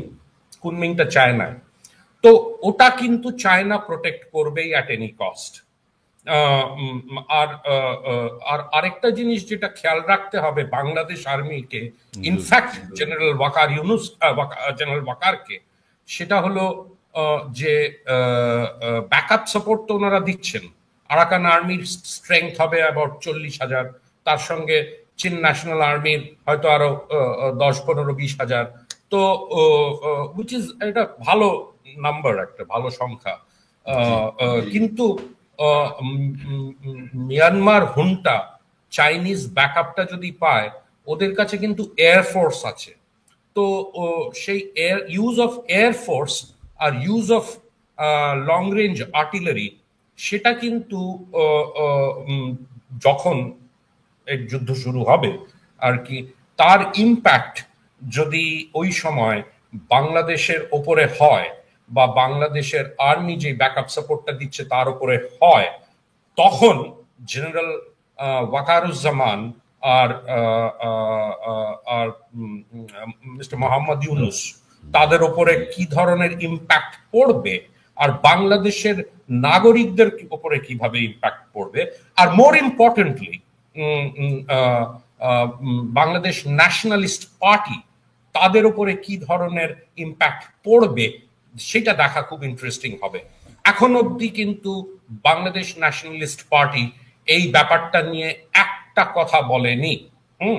তাদের তাদের তাদের ফোকাসে রয়েছে ইলেকশন, সেটা বুঝতে পারছি। ইনডাইরেক্টলি তারা হয়তো সেটাই রেফার করছে, কিন্তু মুখ ফুটে বলতে হবে। আওয়ামী লীগের কথা ছেড়ে দিন, আওয়ামী লীগ তো কোনো পজিশনেই নেই যে এই ধরনের কথা বলবে। শেখ হাসিনা মাঝে মাঝে আসেন, উনি কথা বলেন ওনার আওয়ামী লীগ সাপোর্টার্সদের সঙ্গে অডিও কল গুলোতে ইয়ে করে, কিন্তু এই যে এত বড় একটা প্রবলেমের মধ্যে বাংলাদেশ পড়তে পারে, এই যুদ্ধ যে হবে আর রাখাইন স্টেটে, বা তারপরেও তা বিয়ন্ড রাখাইন স্টেটও যেতে পারে, এই জিনিসটা, এই যুদ্ধটা স্পিল ওভার করতে পারে, সেইটা নিয়ে কিন্তু কেউ মুখ কোনো খুলছে না কোনো এখন অবধি। জি জি আর জি এটা খুব জরুরি হয়ে দাঁড়াবে যখন যুদ্ধটা শুরু হবে, আর কি ধরনের সাপোর্ট বাংলাদেশ আর্মি ওই সময় আরাকান আর্মিকে দেবে। আর তার জি সঙ্গে জড়িত হচ্ছে যে ওই সময় যদি বা তারপরে আগামী দিনগুলোতে আরাকান আর্মি যদি মিলিটারি রিভার্স হয় কিছুটা, তখন মোহাম্মদ ইউনুস আর জেনারেল ওয়াকারের অবস্থান কি হবে সেটা খুব ইন্টারেস্টিং হবে জি আমার মনে হয়। জি জি, অনেক ধন্যবাদ, অনেক ধন্যবাদ। আমরা আজকে আপনাদের দুজনের যদি একটু, মুন্না আমার অডিওটা কি একটু ইকো হচ্ছে? আমরা আপনাদের দুজনের সম্মতি যদি পাই, লাইভটা যদি একটু বড় করতে চাই, আপনাদের যদি কোনো আপত্তি না থাকে এবং দর্শক মণ্ডলীও যদি আমাদের সাথে থাকে, তাহলে আমরা কথাগুলো চালিয়ে যেতে পারি। খুব গুরুত্বপূর্ণ কথা দাদা এখন যেটা বললো যে ডিসেম্বরের নির্বাচনের বিষয়ে উনি শঙ্কা প্রকাশ করেছেন এবং বিএনপির কথা বলেছেন। সবাই আমরা ইলেকশন চাই, কিন্তু পরিস্থিতি তো অন্য কথা বলছে। স্যার আপনার কাছে এখন আসবো, সেটি হচ্ছে আমাদের দর্শক মণ্ডলী, আমি কমেন্টস আজকে বেশি পড়তে পারছি না, কথা খুব গুরুত্বপূর্ণ। স্যার আপনার কাছে অনেকগুলো কথা জানতে চাইবো। দর্শকদেরকে আমরা জানাই যে আমাদের পার্বত্য চট্টগ্রাম নিয়ে আমরা আজকে বিস্তারিত আলোচনা করার চেষ্টা করব। আমাদের প্রফেসর ডক্টর ইউনুস সাহেবকে নিয়ে কথা বলবো। এছাড়াও আমাদের শিক্ষা ব্যবস্থা নিয়ে আমরা কথা বলেছি। আমাদের চন্দনদা খুব গুরুত্বপূর্ণ তথ্য দিয়েছেন। স্যার আপনার কাছে ছোট্ট করে একটা জানি, শুধু আমাদের মুক্তিযুদ্ধ বা শহীদ বুদ্ধিজীবী কবরস্থান, এটাতে কি কোনো আক্রমণ শিকার হয়েছে, কোনো আক্রান্ত হয়েছে কবরস্থান? আপনি যদি একটু বলেন, অনেক দর্শক জানতে চাচ্ছে কিন্তু আমি ক্লিয়ার না। এটা সংক্ষিপ্তভাবে বলে আপনার কাছ থেকে আমরা রাখাইন আমাদের পার্বত্য চট্টগ্রামে যাব। জি স্যার, একটু শহীদ বুদ্ধিজীবী আমি ক্লিয়ার না। দেখুন, আপনার এই জাতীয় একটা ট্রল টাইপের সংবাদ পরিবেশিত দেখেছি আমি সোশ্যাল মিডিয়ামে। সেখানে বলা হয়েছে যে মিরপুরে অবস্থিত শহীদ বুদ্ধিজীবী কবরস্থান গুড়িয়ে দেওয়া হয়েছে বা ভেঙে ফেলা হয়েছে। এখন পালা জাতীয় স্মৃতিসৌধ এবং শহীদ মিনারে। আর শহীদ মিনার ৭১-এ আমাদের পাকিস্তান সেনাবাহিনী উড়িয়ে দিয়েছিল, এটা তো আমরা ভুলে যাই। তো সুতরাং গুড়িয়ে দেওয়া উড়িয়ে দেওয়ার নজির আগে আছে। এবং এখন আমরা তো সর্বসহ হয়ে গেছি, যা কিছু বিদ্যমান তা ভেঙে খান খান হতে দেখলে আমরা এখন আর অবাক হই না। ধন্যবাদ। আচ্ছা আচ্ছা, ঠিক আছে স্যার, সংক্ষিপ্তভাবে জানলাম। এখন ওই যে চন্দনদা যে কথাগুলো বললেন, পার্বত্য চট্টগ্রাম নিয়ে বাংলাদেশের মানুষ উদ্বিগ্ন। আরাকান আর্মি বাংলাদেশে প্রবেশ করেছে এবং তাদের ফ্ল্যাগ আমরা দেখেছি, ওখানে বাংলাদেশের বিজিবি ছিল সেখানে। তাছাড়া চন্দনদাও যে কথাগুলো বললেন, মানুষের যে কথাগুলো ঘুরে বেড়াচ্ছে যে আরাকান আর্মি বাংলাদেশে ঢুকেছে এবং বাংলাদেশের চট্টগ্রাম অঞ্চলে আরাকান স্টেট সহ বাংলাদেশের পার্বত্য চট্টগ্রাম সহ একটা কিছু ঘুরতে যাচ্ছে, কিন্তু কোনো প্রতিষ্ঠান থেকে আমরা বাংলাদেশ সেনাবাহিনী অথবা সরকারের কোনো কর্মকর্তাদের কাছ থেকে সেগুলোর কোনো সত্যতা পাইনি বা কোনো বক্তব্য দেননি। আপনার অ্যানালাইসিস কি স্যার? আমাদের এই উদ্বেগ উৎকণ্ঠা এটা কতটুকু সত্য? দেখুন, কোইন্সিডেন্টালি আমি এবং আমার পরিবার, আমার পিতৃদেব দীর্ঘদিন ধরে বান্দরবান পার্বত্য জেলায় কাজ করেছি। দুই পরিচয়ে, একটি হচ্ছে আমার পিতা একটি এনজিও প্রতিষ্ঠা করেছিলেন, এটার নাম ছিল ম্রো চ্যাংচাপ উংরাতিয়া, অর্থাৎ ম্রো জাতির আত্ম উন্নয়নের প্রচেষ্টা। তার মৃত্যুর পর আমি সভাপতি হিসেবে দায়িত্ব পালন করেছি, পরবর্তীতে উপদেষ্টা রূপান্তরিত হয়েছে। এক, পার্বত্য বান্দরবান জেলায় ম্রো বা যাদেরকে বাংলায় মুরং বলে এবং খুমি, তাদের এথনিক ক্লোজনেস আছে। এই দুই জাতি গোষ্ঠী নিয়ে আমরা 25টি প্রি প্রাইমারি স্কুল প্রতিষ্ঠা করেছিলাম তাদের শিক্ষা প্রদানের জন্য, অক্সফামের অর্থানুকূল্যে। দীর্ঘদিন ধরে এগুলো পরিচালিত হয়েছে এবং চলেন প্রজেক্ট বলে আপনার অক্সফামের একটা প্রকল্প ছিল তার আওতায়। তো যাই হোক, আপনার এই বাদে রাবার চাষ প্রকল্পে আমার পিতৃদেবের একটি আগ্রহ ছিল। 25 একর জায়গা নিয়ে প্রথমে ঘুংধুম মৌজা, যেটি আপনার কক্সবাজার দিয়ে যাওয়ার পথে পরে টেকনাফের দিকে কচুবুনিয়ার কাছে, পরবর্তীতে সেখান থেকে শিফট করে আপনার সুয়ালক মৌজা, যেটি গেটওয়ে টু বান্দরবান প্রপার, অর্থাৎ এখানে সর্বশেষ যে মৌজাটি আছে সাতকানিয়া চট্টগ্রামের বাজালিয়া, তারপরেই সোয়ালক মৌজা, সেখানে আবাসিক স্কুল আছে। এইখানে 25 একর জায়গা নিয়ে রাবার চাষের একটা উদ্যোগ আমার পিতৃদেব নিয়েছিলেন। এটা পরবর্তীতে আমরা অ্যাবান্ডন করি। কৃষি ব্যাংকের থেকে যে লোন ছিল সেটা পরিপূর্ণভাবে শোধ করে দেই, এবং এটির একটি অংশ আমরা ম্রোচেট চাপুংরাতে অর্থাৎ ম্রোচেটকে হ্যান্ড ওভার করে দিয়েছিল। জি তো যাই হোক, এই কারণে সরেজমিনে বাংলাদেশের যে হাইয়েস্ট অল্টিটিউড টেরেন বান্দরবান জেলায় আমার পদাঙ্ক প্রায় সর্বত্র পড়েছে। তো ফলে আমাদেরই এই ম্রোচেটের একজন শিক্ষার্থী, তিনি পরবর্তীতে থানসি যে ইউনিয়ন সেখানের চেয়ারম্যান হয়েছিলেন, খামলাই ম্রো। জি এখন এই যে জলকেলি উৎসবটা হলো 10 কিলোমিটার অভ্যন্তরে আপনার বাংলাদেশের টেরিটরির মধ্যে, সেখানে আরাকান আর্মির সদস্যরা যুক্ত হয়েছিলেন, এবং এটা কিন্তু আপনার এই থানসি অঞ্চলে, থানসির যিনি স্থানীয় সরকার প্রতিনিধি কোইন্সিডেন্ট তিনি জানতেন না, তিনি সেখানে উপস্থিত হয়েছিলেন এবং পরে অস্বস্তিতে পড়েছিলেন।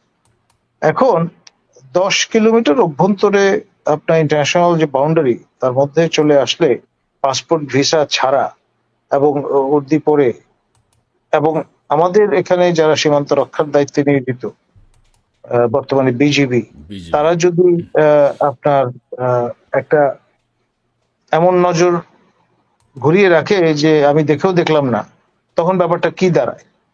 আমরা we are ready to tolerate G G and ignore. তার মানে এক ধরনের কনাইভেন্সের বিষয়, মানুষ সুযোগ পেলে আঙ্গুল তুলে দেখাবে, এটাই স্বাভাবিক। এখন এইরকম একটি অবস্থা, এবং সাঙ্গু নদী বা শঙ্খ নদী এর উপর দিয়ে গেছে আপনার একেবারে যতটুকু অ্যাক্সেসিবল হয়। এখন না হয় রাস্তাঘাট হয়েছে, একটা সময় ছিল শুধুমাত্র নদী পথেই আপনার যেতে হতো জি আপনার গহীন। জি এই ব্যাপারগুলো আপনি রিকনসাইল করবেন কি করে, জাস্টিফাই করবেন কি করে? সামগ্রিকভাবে রিড্রয়িং অফ দ্য গ্লোবাল ম্যাপের অংশ হিসেবে একেবারে টেস্ট কেস হচ্ছে আপনার এই বাংলাদেশ ভারত মিয়ানমার সীমান্তবর্তী অঞ্চলগুলো। আপনার পার্বত্য চট্টগ্রাম জনসংহতি সমিতি, তারপরে আপনার রশিদ কিশোর, আপনার ইপিডিএফ, এবং তারপরে সর্বশেষ কেএনএফ, আমাদের নাথান বমের নেতৃত্বে যা কিছু আমরা দেখেছি পরিদৃষ্ট হতে অন দ্য গ্রাউন্ড, এবং এখানে দীর্ঘদিন ধরে নতুন একটি ধর্ম কিন্তু প্রবর্তিত হয়েছে, জি প্রামা। It's a combination of Judaism, Christianity and Buddhism. এবং এই অঞ্চলের এই যে বোমাং সার্কেল, যেটি পেগু ডাইনেস্টির ডিসেন্ডেন্ট, এরা 500 বছর পুরনো ডাইনেস্টি, আপনার এদের কোট অফ আর্মস আছে, এবং সবচেয়ে বড় সার্কেল এটা মং সার্কেল, চাকমা সার্কেল এবং বোমাং সার্কেল। বোমাং সার্কেল সবচেয়ে বড়, এটা পুরো পার্বত্য বান্দরবান জেলা এবং রাঙ্গামাটির কিয়দংশ নিয়ে গঠিত। এখন এই যে বোমাং রাজারা, তারা আপনার তাদেরই কাজিন বা আপনার আত্মীয় স্বজন মং সার্কেলে তারা রুল করেন, এবং তারাও কিন্তু মারমা। মং সার্কেল এবং বোমাং সার্কেলের নৃপতিবৃন্দ মারমা, শুধুমাত্র চাকমা সার্কেলের নৃপতি তারা চাকমা।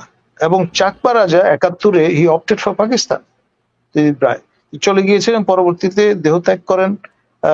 পুরোটা সময় মানে ফ্রম 71 অনওয়ার্ড তিনি পাকিস্তানের রাষ্ট্রদূত হিসেবে লাতিন আমেরিকা, চিলি এবং অন্যান্য দেশে দায়িত্ব পালন করেছেন।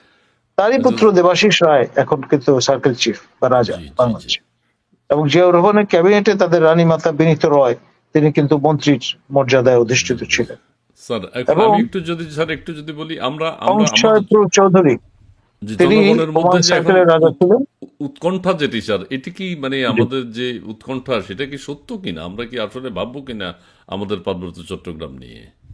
দেখুন, ডেফিনেটলি সিরিয়াসলি বিষয়টা নিয়ে যদি না ভাবা হয়, জি তাহলে ওই অবস্থাটার সঙ্গে তুলনীয় ব্যবস্থা হবে যে শ্বেতাঙ্গ ব্যক্তিগণ আফ্রিকায় আসলেন, সবাইকে বললেন চোখ বন্ধ করতে, সবাই চোখ বন্ধ করলেন, খোলার পর দেখা গেল হাতে বাইবেল ধরিয়ে দেওয়া হয়েছে, জায়গা জমির মালিকানা চলে গেছে আরেকজনের হাতে।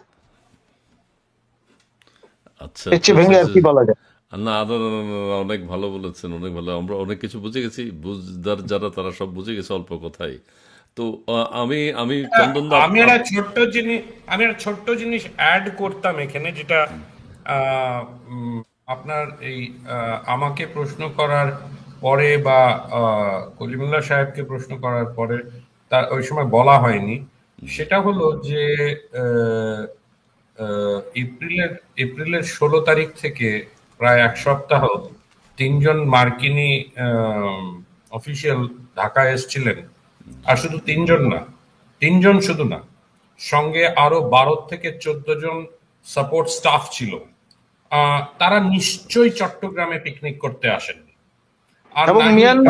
মিয়ানমারে নিযুক্ত মার্কিন রাষ্ট্রদূত। সার্জেন্ট অ্যাফেয়ার, তিনিও কিন্তু ওই টিমে ছিলেন। হ্যাঁ। আহ, তো আর উনি হচ্ছেন সুজান স্টিভেনসন। আর ওনার ব্যাকগ্রাউন্ডটা কিন্তু ইন্টেলিজেন্স অফিসারের ব্যাকগ্রাউন্ড। তো উম, উম, তো এই জিনিসগুলো মনে রাখতে হবে যে যারা ডিনায়ালে আছে যে মার্কিনী কোনো ইনভলভমেন্ট নেই, এটা পুরোপুরি একটা অর্গানিক বাংলাদেশের মধ্যে একটা ব্যাপার ঘটছে, বা মিয়ানমারে একটা ব্যাপার ঘটছে।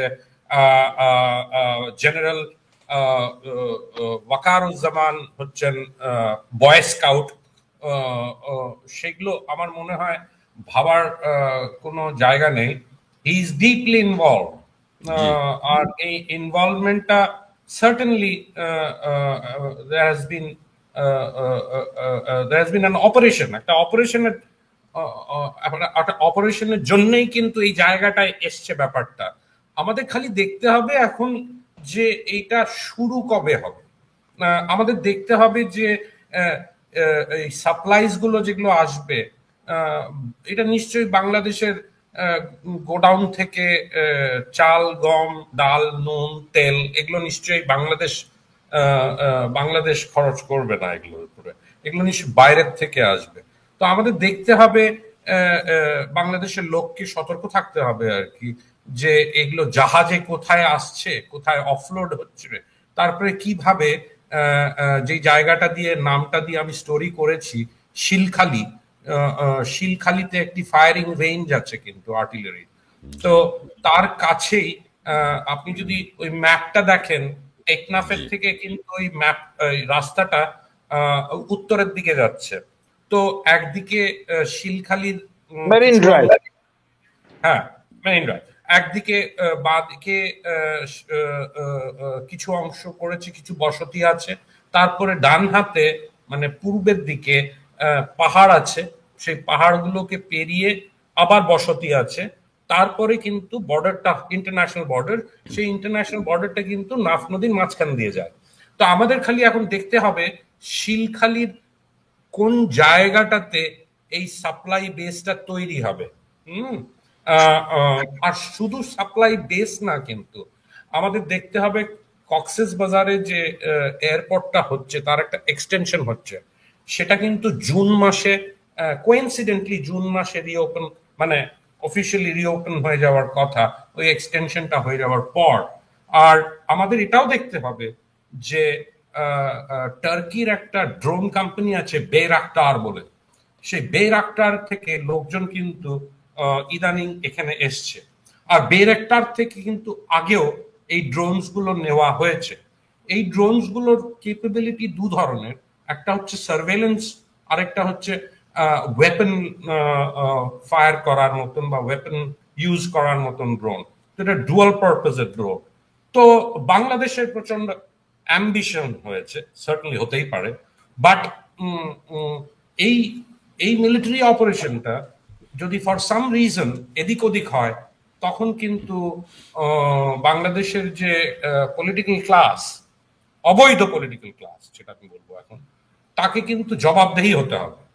কিন্তু কিন্তু এটা বিকজ এটা একটা আনইলেক্টেড গভর্নমেন্ট, সেই জন্য কিন্তু এই গভর্নমেন্টটা বা যাই বলুন, অথরিটি বলুন, এই or what ever it is, এটা কিন্তু আনসারেবল না বাংলাদেশের জনতার কাছে। হ্যাঁ, সেই জন্য, হ্যাঁ, আনসারেবল না। সেই জন্য তো আপনারা বুঝুন যে একে কেন রাখা হয়েছে, ইলেকশন কেন ডিক্লেয়ার হচ্ছে না। আর যত লম্বা চলবে মিলিটারি অপারেশন, তত লম্বা কিন্তু এই সরকারের মেয়াদ বা এই এন্টারিম অথরিটির মেয়াদ ততই থাকবে আর কি। জি So that is G it. জি, অনেক ধন্যবাদ, অনেক ধন্যবাদ, অনেক কথা জানতে পাচ্ছি। আবার নোয়াখালীতেও নাকি আরাকান আর্মি ঘুরে বেড়াচ্ছে, আমি জানি না, উনি একজন কমেন্টস করেছেন নোয়াখালীতে। হ্যাঁ, আচ্ছা স্যার, আপনার কাছে এখন যেটা জানতে চাই সেটা, আমরা দর্শকদেরকে আমি একটা কথা বলিনি, দর্শক মণ্ডলী আপনারা আমাদের সাথে যুক্ত থাকবেন, আপনাদের মতামতগুলো আমরা আমাদের পর্দায় দেখাচ্ছি। আমি পড়তে পাচ্ছি না আজকে, গুরুত্বপূর্ণ আলোচনা, দুজন আলোচক রয়েছেন, গুরুত্বপূর্ণ আলোচনা করছেন এবং সেগুলোই শুনতে চাই। স্যার, আপনার কাছে একটা ছোট্ট আবার যেটা জানতে চাই, যে খ্রিস্টান রাষ্ট্র গঠন করার একটা কথা আমরা দীর্ঘদিন যাবৎ শুনছি, এইটা কি তারই নমুনা বা তারই খেলা চলছে কিনা, আপনি যদি একটু এক্সপ্লেইন করেন। দেখুন, খ্রিস্টান রাষ্ট্র বললে এটি অতি সরলীকরণ করা হয়। আচ্ছা আমি বলবো জুডায় ও খ্রিস্টান। আচ্ছা আচ্ছা আচ্ছা। খ্রিস্টের সেই খ্রিস্টপূর্ব 2700 বছর আগে আসিরীয় ইনভেশনের সম্মুখীন হয়ে আপনার লেভেন্ট থেকে 12টি যে ইসরায়েলাইট ট্রাইব, তার মধ্যে 10টি হারিয়ে গিয়েছিল। তার মধ্যে একটি ট্রাইব বনি মানাসা, এরা এই পদব্রজে আপনার এই পুরো টেরিটরি, আপনার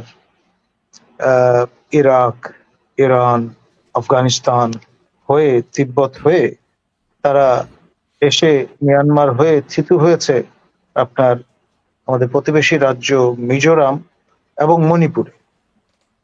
আর যখন মিসেস গোল্ডা মেয়ার প্রাইম মিনিস্টার ইসরায়েলের, তখন মিজোরাম থেকে তার ডেস্কে গিয়ে চিঠি উপনীত হয়, মিজোদের যেই অংশটি নিজেদের মানে মানাসাদের ডিসেন্ডেন্ট দাবি করছে, তারা বলেছে according to Israeli constitution they have the right to settle and get passport of Israel because তারা জু।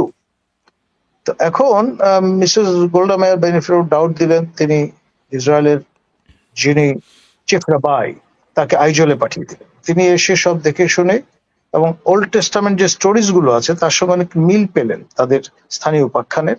এবং বিশেষ করে ওই যে আপনার রেড সি অতিক্রম করে বা রিভার নাইল অতিক্রম করে মোজেস যে চলে এসেছিলেন আপনার বনি ইসরায়েল এই গোত্রের লোকদেরকে নিয়ে লেভেন্টে, সেটার সাদৃশ্য খুঁজে পেলেন। তখন তিনি ডিক্লেয়ার করলেন যে না, এদের বক্তব্য সহি, they can be granted Israeli citizenship. এটা এরপরে প্রায় 12,000 মানাসা মানে মানাসা মিজো, তারা এলএলএ করে ইমিগ্রেশন ভিসা নিয়ে কাঠমান্ডু থেকে আপনার কাঠমান্ডুর লাজেমপাটে যে ইসরায়েলি দূতাবাস আছে সেখান থেকে তারা জেরুজালেমে বা তেল আভিভে উপনীত হয়। এবং এই যে 12,000-এর মতো আলিয়া সম্পন্ন করার পরে আপনার এই মানে মানাসাদের আপনার আর নেওয়া হয়নি। তারা ইতিমধ্যে as per Israeli arrangement Israel defence ফোর্সের অনেকে যোগদান করেন, মেজর ও লেফটেন্যান্ট কর্নেল পদবি পর্যন্ত র্যাঙ্ক উপনীত হন। এবং তার সূত্র ধরে এবার যে গাজা ক্রাইসিস দেখা দিল বা আপনার লেবাননে ফ্রন্টে যে যুদ্ধ হলো, সেখানে মানাসা কনস্ক্রিপ্টরা ভারত থেকে ইসরায়েলে গিয়ে উপনীত হয়েছিলেন এবং কাঁধে কাঁধ মিলিয়ে তারা যুদ্ধ করেছেন এবং তারা সংখ্যায় কিন্তু কম নন। আর এই কারণে ইসরায়েলের যেহেতু স্ট্র্যাটেজিক ডেপথ নেই, তাদের যদি পণ্যে প্রয়োজন আরেকটি এশীয় মহাদেশে আপনার সবচেয়ে ভালনারেবল এই যে ট্রায়াঙ্গল জায়গাটা ভারত, বাংলাদেশ এবং মিয়ানমার যেখানে আপনার এসে মিলেছে বা বর্ডার একে অপরের সঙ্গে শেয়ার করছে, এই জায়গায় যদি আরেকটা সেকেন্ড ইসরায়েল বা মিনি ইসরায়েল তৈরি করা যায় তাহলে মন্দ হয় না। এবং খেয়াল করে দেখেন, Israel is the first country which recognised Bangladesh on 29th of April 1971। এবং কিসের প্রেক্ষিতে? তখন আমাদের যে পররাষ্ট্রমন্ত্রী ছিলেন দ্য গভর্নমেন্ট ইন এক্সাইলের প্রয়াত খন্দকার মোশতাক আহমদ, তিনি আপনার একটি পত্র প্রেরণ করেছিলেন সেই সমসাময়িক বিশ্বের সকল সরকার এবং রাষ্ট্র প্রধানের প্রতি, তারা যাতে নতুন সরকার দেশকে স্বীকৃতি প্রদান করেন। 28 এপ্রিল তারিখে চিঠি তার স্বাক্ষরে এবং কার আদেশে? তৎকালীন অস্থায়ী রাষ্ট্রপতি সৈয়দ নজরুলের আদেশে। এবং সেই সময় তার যিনি সচিবিক দায়িত্ব পালন করছিলেন ডক্টর কামাল উদ্দিন সিদ্দিকী, পরবর্তীতে তিনি এই বীর মুক্তিযোদ্ধা ম্যাডাম খালেদা জিয়ার প্রিন্সিপাল সেক্রেটারি এবং ক্যাবিনেট সেক্রেটারি হিসেবে দায়িত্ব পালন করেছেন দীর্ঘ 10 বছর। খেয়াল করেন। জি। এবং সম্ভবত তাকে ড্রাফট করতে হয়েছিল ওই চিঠিটা, এবং তার উপর ভিত্তি করে ইসরায়েল প্রথম রাষ্ট্র যা আমাদেরকে স্বীকৃতি প্রদান করে। আমরা কিন্তু রেসিপ্রোকেট করিনি। সেই সময় আপনার তৎকালীন ইসরায়েলি সরকার স্কুলের কলেজের বাচ্চাদের টিফিনের পয়সা বাঁচিয়ে ত্রাণ সামগ্রী যেগুলো সংগ্রহ করা হচ্ছিল সেগুলো কিন্তু আমাদের প্রতিবেশী রাজ্যগুলোতে ভারতের উদ্বাস্তু শিবিরে তারা পাঠিয়েছিলেন। এবং আপনার লিচেস্টাইন বলে ক্ষুদ্র একটি দেশ আছে ইউরোপে, তার মাধ্যমে আমাদের বেগম বা শ্রীমতী ইন্দিরা গান্ধীর সহায়তায় সেই আর্মস এবং অ্যামুনেশন আমাদের মুক্তিযোদ্ধাদের হাতে পৌঁছেছিল। কিন্তু একটা পর্যায়ে যখন পাকিস্তান ক্যাম্পেইন শুরু করে যে বাংলাদেশ মুভমেন্টটা হচ্ছে ইহুদি একটা চক্রান্তের ফল, তখন তৎকালীন ভারত প্রশাসন সিদ্ধান্ত নেন যে আমেরিকার বি টিম বলে পরিচিত নিক্সন অ্যাডমিনিস্ট্রেশনের সঙ্গে ঘনিষ্ঠ ইসরায়েলের এই ফ্রন্টকে যদি কাজে লাগানো হয় তাহলে এটা বুমেরাং হয়ে যেতে পারে। And that was stopped.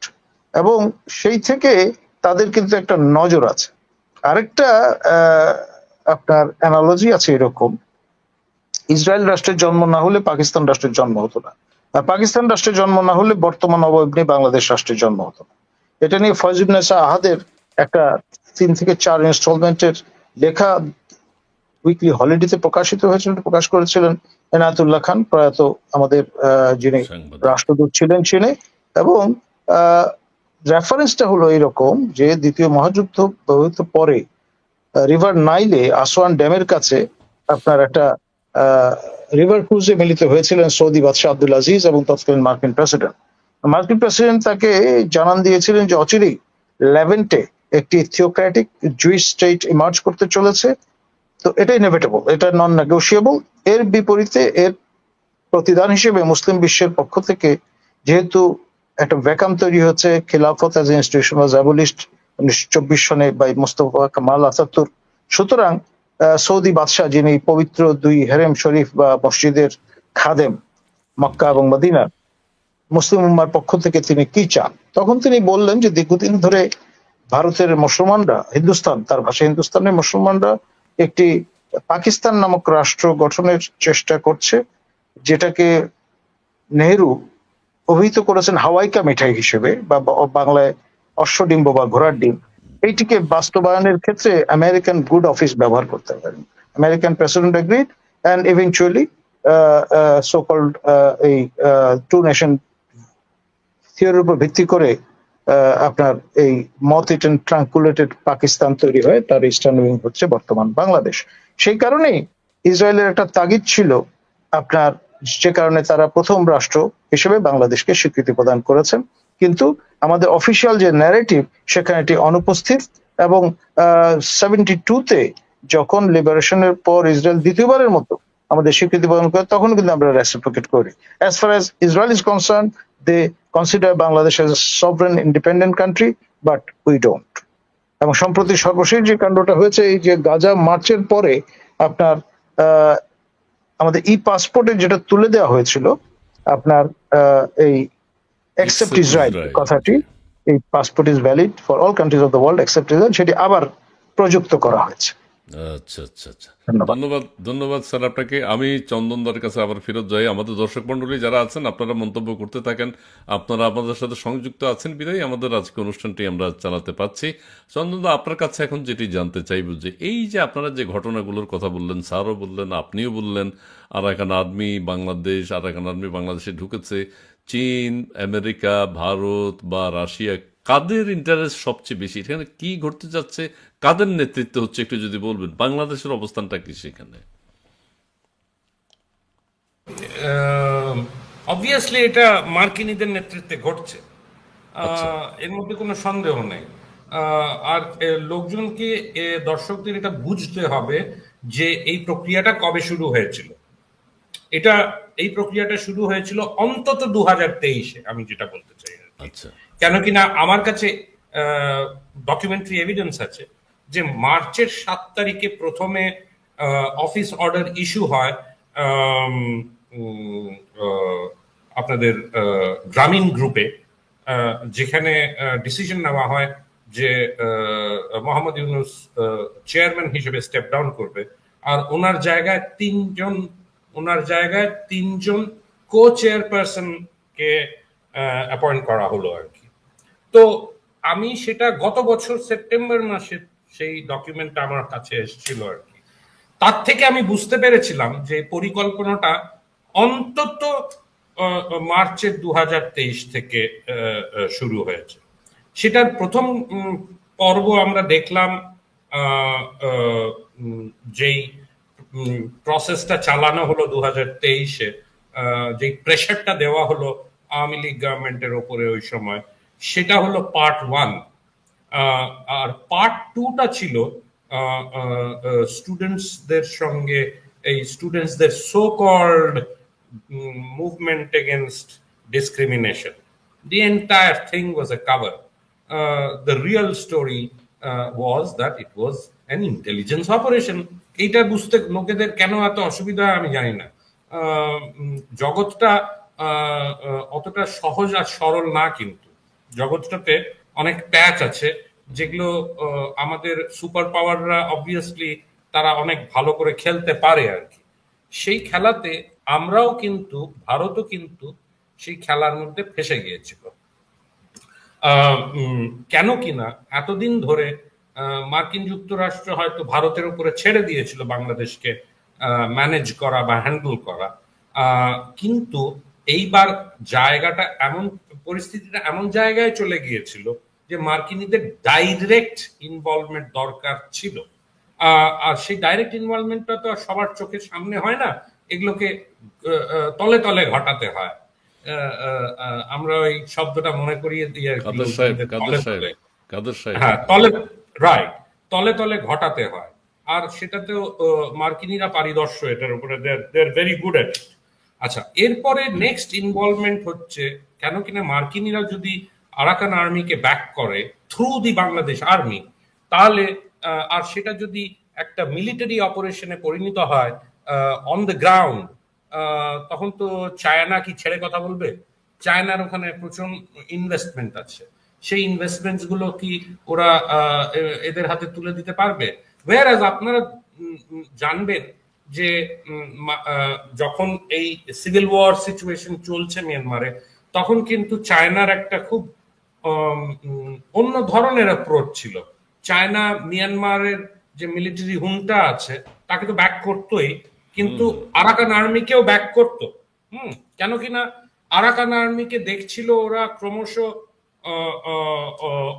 একের পর এক দখল করে যাচ্ছে টাউনশিপ। তো ওদের গুড হিউমারে না রাখাটা মানে হচ্ছে যে চাইনিজ যে প্রকল্পগুলো, আমি 3টে টাউনশিপের কথা বললাম, সিতওয়ে, চকফিউ আর মানং, সেগুলো তাদের একটা মানে ডেঞ্জারাস সিচুয়েশনে পড়ে যায় আর কি, হাতছাড়া হয়ে যাওয়ার মতন সিচুয়েশনও হতে পারে। সেজন্য তাদেরও ওই ধরনের কন্ট্রোল করে রাখতো। কিন্তু এখন মার্কিনীরা ঢুকে যাওয়াতে এই জিনিসটা অনেক বেশি শার্প হয়ে গেছে। চাইনিজদের এখন একটা অবস্থান নিতেই হবে, আর সেই অবস্থানটা মিয়ানমার মিলিটারি হুন্টার পক্ষেই হবে। আচ্ছা, এটা হলো চায়নার ব্যাপারটা। থার্ড হলো রাশিয়া। এখন রাশিয়ার কিছু কিছু ইন্টারেস্ট আছে মিয়ানমারে, আমরা জানি। আর ইদানিং চায়না রাশিয়া কিন্তু মিয়ানমার নিয়ে যৌথভাবে কাজ করতে শুরু করেছিল, এটা গত বছর থেকে শুরু করেছিল জাস্ট। কিন্তু আপনারা লক্ষ্য করে থাকবেন যে 1.5 সপ্তাহ আগে 3টে রাশিয়ান জাহাজ ওয়ারশিপ চট্টগ্রামে এসে এলো। এখন লোকেরা কূটনৈতিক ভাষা ছিল শুভেচ্ছা সফর, রাইট, গুডউইল ট্রিপ। তো কিন্তু লোকেরা হয়তো এটা ভাববে যে এখানে কি ইন্ডিয়া এই জিনিসটা ঘটালো বা চায়না এই জিনিসটা ঘটালো। আমি বলবো না, এটা ইন্ডিয়া আর চায়না দুজনের মধ্যে কেউই ঘটায়নি। যতটুকু আমি বুঝতে পেরেছি অ্যানালাইজ করে, এখানে এটাও মার্কিনী অপারেশন। মার্কিনীদের আপনি দেখবেন যে প্রেসিডেন্ট ট্রাম্প কিন্তু প্রেসিডেন্ট পুতিনের উপরে সফট। তো একটা সম্পর্ক ওখানে আছে। তো যাই হোক, এই জিনিসটা যদি এরাই ঘটিয়ে থাকে, তাহলে সেটার অ্যাটেম্পটটা ছিল হচ্ছে চায়নার থেকে রাশিয়াকে সরিয়ে আনা, যাতে কি চায়নাকে আইসোলেট করা যায় ওখানে। India is no longer a big factor. India ইন্ডিয়ার প্রজেক্টস আছে, ইন্ডিয়ার ইন্টারেস্ট আছে যে সেই প্রজেক্টসগুলো সেফগার্ডেড হোক। সেটা হয়তো আরাকান আর্মির সঙ্গে কথা বলছে ভারত, ইনফ্যাক্ট কথা বলছে। তো আর ইদানিং আর মার্কিনী ব্যাপারটা যে আমরা যে কোনোভাবে আটকালাম না বাংলাদেশে, সেইটা আমাদের তাহলে খুব দেখতে হবে অন্য চোখে, যে আমরা কি হাল ছেড়ে দিয়ে তাহলে মার্কিনীদের উপরে দিয়ে দিয়েছি যে আপনারা আমাদের মিয়ানমারের প্রজেক্টগুলো সেফগার্ড করে দিন। তো আমাদের পজিশনটা has been very wishy washy, not very clear at all. Mohammad ইউনূসের সঙ্গে দেখা করা বিমস্টেকে ব্যাংককে 8 মাস পরে, it didn't make much sense. তারপরেও কিন্তু আমরা দেখেছি হিন্দুদের উপরে অ্যাটাকস হয়েছে বাংলাদেশে, কোনো পদক্ষেপ নেওয়া হয়নি। আমি তারপরে একটা ফলো আপ স্টোরি করেছিলাম জানবার জন্য যে বাংলাদেশ স্টেট কি এই যে চৈতন্য দাস নাকি চিন্ময় দাস, তার বেল কি অপোজ করবে? তো আমি যা বুঝতে পেরেছিলাম অপোজ করবে, নিশ্চয়ই করবে। তো এখানে এই জিনিসগুলো কিন্তু যে যতই বলুক, এই যে কাল না পরশুদিন আমি একটা দেখলাম যে আরেকজন ভবেশ চন্দ্র রায় বলে একজন লোককে মারা হয়েছে বাংলাদেশে। তো এগুলো কি, ভবেশ চন্দ্র রায়ও কি আওয়ামী লীগ সাপোর্টার? তো এই জিনিসগুলো আমাদের দেখতে হবে। বাট জিওপলিটিক্যালি, রাইট, জিওপলিটিক্যালি একটা ইন্টারেস্টিং জায়গায় এসছে। Interesting yet dangerous for Bangladesh. ওই যে একটু প্রথমের দিকে বললাম যে আরাকান আর্মি আর চীন ন্যাশনাল আর্মি যদি সেটব্যাক হয় মিলিটারি, তখন বাংলাদেশ আর্মি কি ধরনের তার অবস্থান পাবে, মার্কিন যুক্ততার এই অপারেশনের কন্টিনজেন্সি প্ল্যান হিসেবে কিছু থাকবে কি না, এটাকে আরো কতটা ড্র্যাগ করতে প্রিপেয়ার্ড হবে মার্কিন যুক্তরাষ্ট্র, এই জিনিসগুলো আমাদের দেখতে হবে আগামী দিনগুলোতে।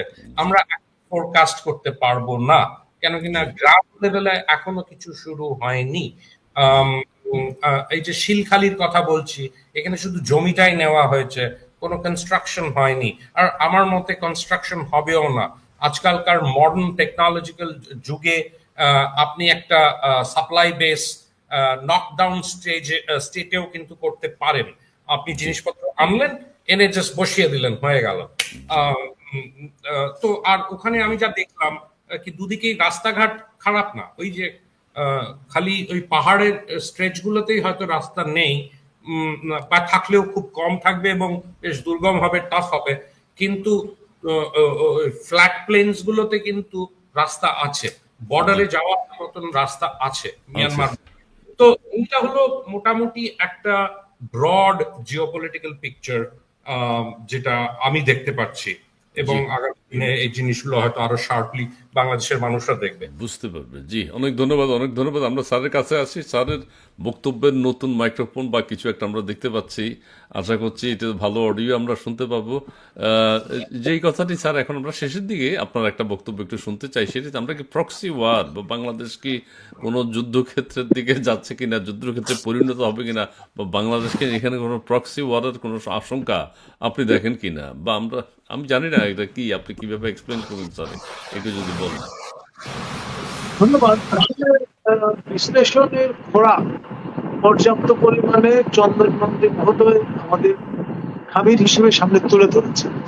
এখন সেটা যদি আমরা শেষ করার চেষ্টা করি, যুদ্ধ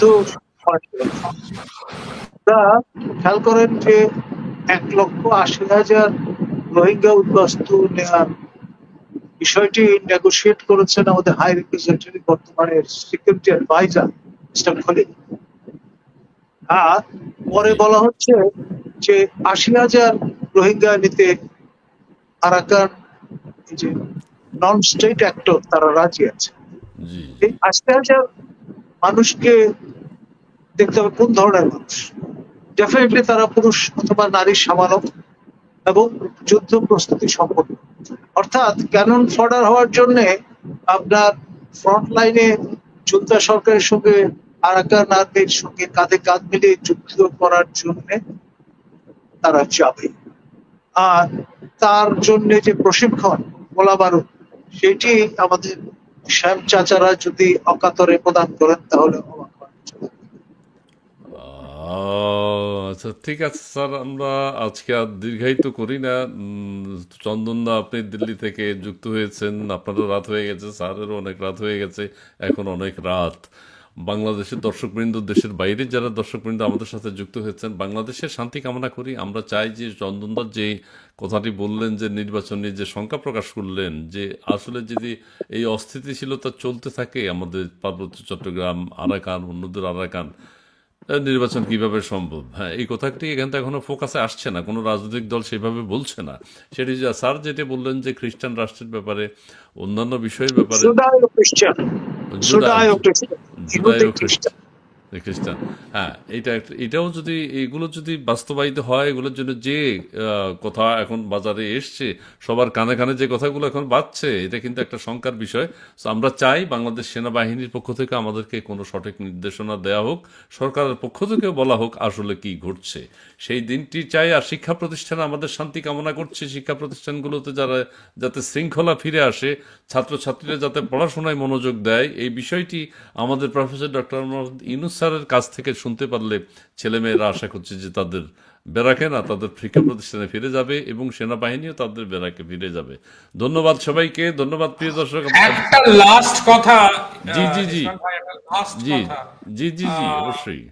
যে বাংলাদেশের চিফ অ্যাডভাইজার কাতার গেছেন জি একটি এনজিওর প্রোগ্রাম অ্যাটেন্ড করতে, আর্থ না সামিট। জি জি তার সঙ্গে হয়তো কাতার এর যে সরকার আছে আর কি, জি মনার্কি সরকার, তার সঙ্গে হয়তো লেবার ইয়েটা কথা বলতে যাবে, বা হয়তো এটা আওয়ামী লীগের সময় এই ব্যাপারটা উঠেছিল যে বাংলাদেশের যে সেনা, তাদের ওখানে কিভাবে ডিসপ্যাচ করা যায়, একটা সার্টেন পার্সেন্টেজ, একটা সার্টেন সংখ্যা, এগুলো হয়তো আসতে পারে কনভারসেশনে। বাট আমি এটা রুল আউট করে দেব না যে উনি ওনার যে মার্কিনী বন্ধুরা আছে তাদের সঙ্গেও হয়তো দেখা করবেন অন দ্য সাইড লাইনস, সেটা যেন লোকজন না ভুলে যায়। এই জিনিসটা লোকজনের জানা উচিত আমার মনে হয়। Thank you. জি জি ধন্যবাদ। বাংলাদেশ থেকে নাকি সেনাবাহিনী নেবে কাতার, এই ধরনের এক ধরনের কথা শুনতে পাচ্ছি। স্যারের এ বিষয়ে কিছু বলার আছে কিনা? এক মিনিট। আমাদের স্পোক্সম্যান শফিক মহোদয় ইতিমধ্যে সেরকম একটি জানান দিয়েছেন, আচ্ছা, একেবারে কম সংখ্যা, কিন্তু ঘটনাটি যেটা সত্য। কিন্তু কাঁচা কথা। জি জি অনেক ধন্যবাদ। এবং আমরা সেখানে দেখেছি পত্রপত্রিকা এসছে, আমাদের মাননীয় প্রধান উপদেষ্টা সেখানে তার ক্ষুদ্র ঋণের যে সাফল্য বাংলাদেশে বা সারা পৃথিবীতে, সেটি তিনি শুনিয়েছেন, এবং কাতারেও হয়তো ক্ষুদ্র ঋণ আমরা চালু করতে পারবো, সেই ধরনের একটা সম্ভাবনা দেখা দিয়েছে বাংলাদেশে।